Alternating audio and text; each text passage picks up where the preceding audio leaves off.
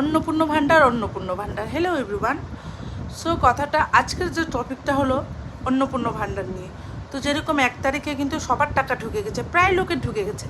এবার কথাটা হলো যে ডিলিট ভোটারদের কিন্তু অনেকজনের টাকা ঢুকেছে, আবার অনেকজনের টাকা ঢুকেনি। যেরকম আমার কিন্তু ডিলিট ভোটার, ঠিক আছে।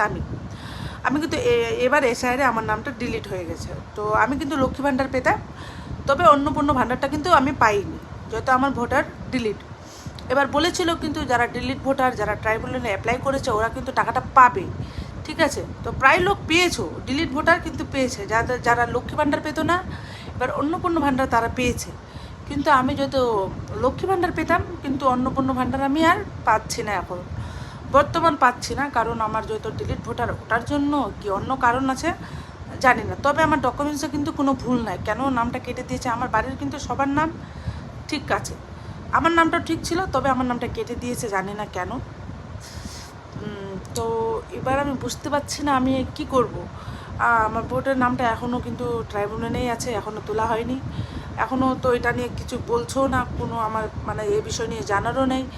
তো এই ভিডিওটা বানানোর আমার একটাই উদ্দেশ্য, যদি এই বিষয় নিয়ে তোমরা কেউ জানো যে ডিলিট ভোটার কী করে মানে নামটা তোলা যাবে, প্লাস এই যে অন্নপূর্ণ ভাণ্ডারটা আমরা পাবো কি না। ডিলিট ভোটাররা অনেকজন কিন্তু পেয়েছে, ভুল করে পেয়েছে কি ভালো করে পেয়েছে তা আমি জানি না। তবে আমার এই ভিডিওটা বানানোর একটা উদ্দেশ্য।